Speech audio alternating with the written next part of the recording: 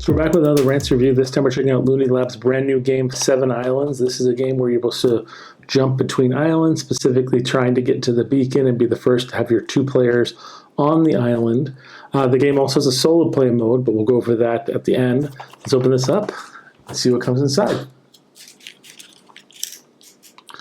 So Looney Labs is really well known for these beautiful clam-style boxes that kind of open up and give you a lot of real space saving, but a lot of really cool built-in features. So to start off, we've got a little guide here that kind of goes over all the games. Looney Labs is actually celebrating their 30th anniversary right now, so if you're a big fan, I definitely recommend you check out what else they have for option. They've also got cat and dog flicks they just released, and they plan on releasing a lower decks flex game, which I'm really excited about as well. So a lot of really good options.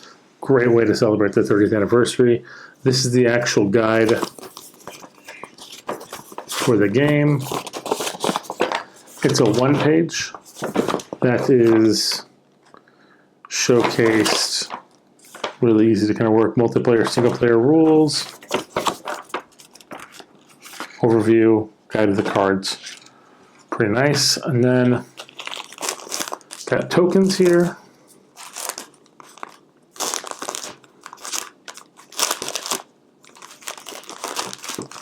Some kind of generic shapes. I'm guessing these represent the players.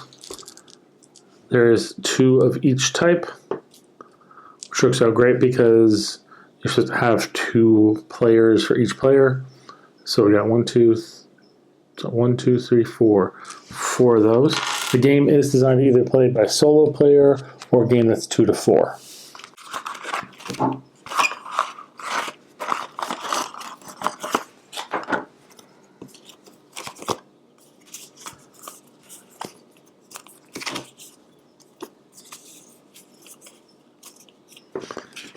Okay, so we got some surprise cards, some gear cards, some steel gear cards, swim across, helicopter ride, equipment failure, get lost, giant leap, shuffle hands. All in all, these are just like some really cool sounding action cards that'll affect how the game is played.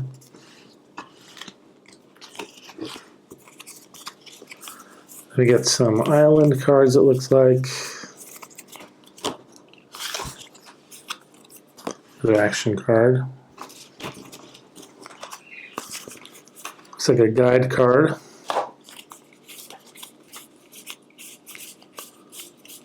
And some more island cards. So yeah. Let's get ready to understand how this game works. Okay, so the way the game works is, primarily I want to point this out real quick. You want to be at this beacon with all of your players at the time that this boat is docked at the start portion of the game. If these 2 cards are in play and you have both your tokens on here, then you've won the game. It's that kind of simple and easy, but not so much. As the game is played, people will play new boats onto the dock, and then this boat will then get discarded. Additionally, players can use this boat to get to any other beach point on the island, and then discards the boat. So getting it played, you probably want to keep it in your hand, and then play it when you and your other tokens are both on the beacon. So it's a really big factor. So the start of the game, you place down the start. You take all the action cards, surprise cards, gear cards, and island cards, and you're going to shuffle them up and place them down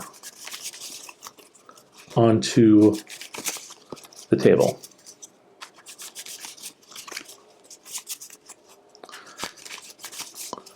When you're playing the game, if you play a card that has a beacon on it, you get to draw 1 extra card. If you play a ship down, you get to draw 2 extra cards. They say the best way to think about this is 1 if by land, 2 if by sea, which is pretty funny. Then you're going to take your tokens. We're going to just take one set of tokens, even though we're going to pretend like we're playing a two-player game, just so you kind of get the idea of how it works. Those tokens will all start at the start platform. And on your turn, you will draw one card and play one card. It's important to note you also do start your hand at the beginning of the game. Each player has 3 cards they can then use during the gameplay. So for instance, we have these 2 cards and a jackpot card that we got in our hand, plus we drew this card as an additional one. Now the pyramids, if play, allows you to get 1 extra card. The Mua during your draw phase allows you to choose a discard card off the top of the discard pile. And with the beacon, draw 1 card. When played, both pieces here win if it matches the ship.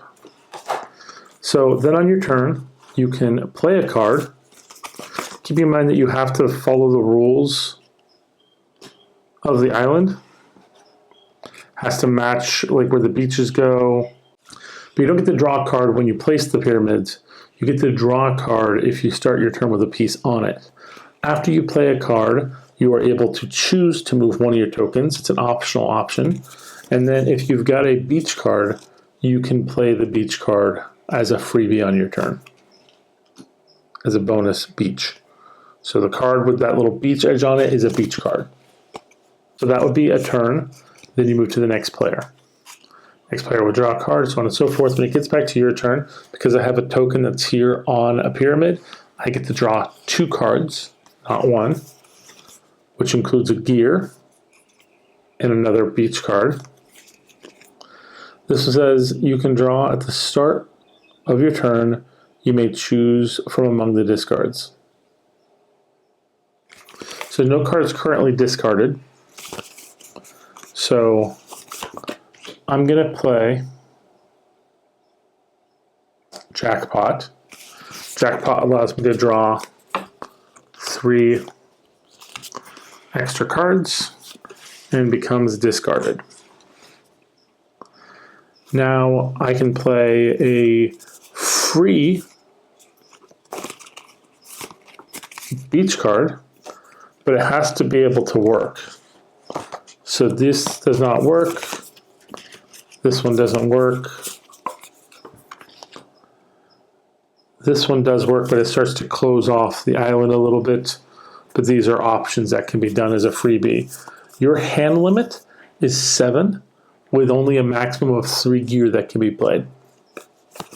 So now going back around, it's my turn again. I'm going to play this card here.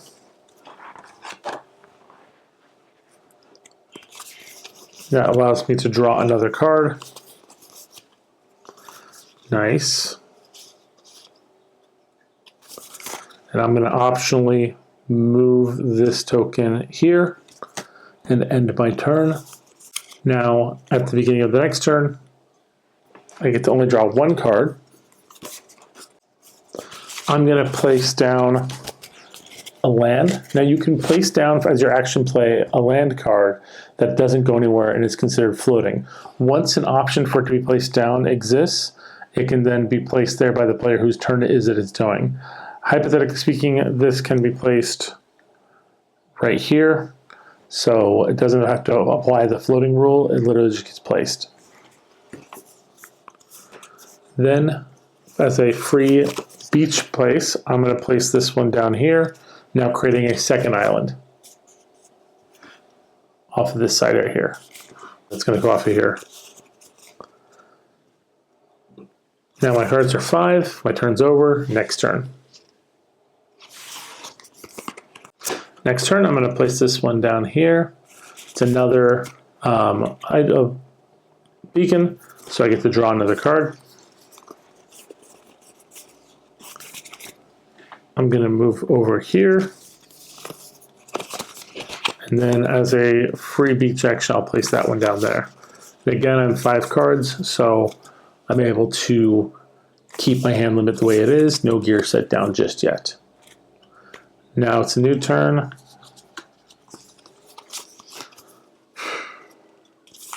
Draw a card. I'm going to place this beacon here, which allows me to draw another card.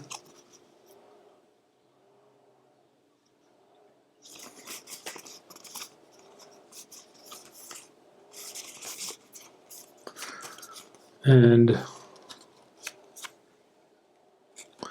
has my free beach card. I'm going to place this one here.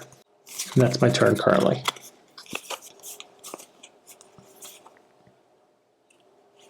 Now it's a new turn. Drawing a card. And I'm going to play this card, which is a ship, but it's the Fleur-de-Lis ship. Because I placed a ship, I get to get 2 cards. The hope is that I'm starting to actually develop and build up the hand, but now I am currently at 7 cards exactly. It's not great.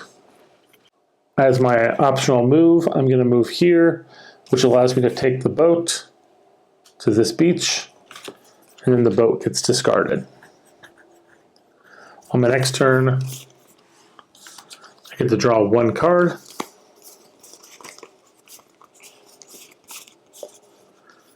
And then what I'll place is this boat.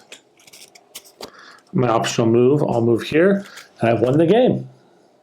So that's really like very fast paced. There's additional cards that exist. For instance, you can play let's say this card, hypothetically speaking, which can't be played currently, but if it could be played, this card here would specifically be a portal, and anywhere you sit on a portal, you're considered being in every single portal space, so you can move from any portal space to any adjacent space next to a portal. Action cards allow you to move your token sometimes, additional features. I already covered pyramids. There's gear in the game. The surprise card can be used to cancel another player's card. It can also be used to cancel a surprise, and it can also be used to draw 2 additional cards. So it's a pretty fun game where you're building. The single player version of it is you're just trying to build with all of the land cards, an actual archipelago that works. So it's kind of like a solitaire, fun cartography type game. But all in all, this is a pretty easy to understand, fast-paced game where you're building an island and trying to get yourself to a beacon that matches the ship so you can win against everyone else. But the conditions for winning constantly can change due to playing over discarding ships in the game. So there's a lot of fun to that and trying to build that up to give you more options and choices as you play. Hope you guys found that fun. Hopefully you guys pick this up for yourself. We'll see you guys next time. Bye.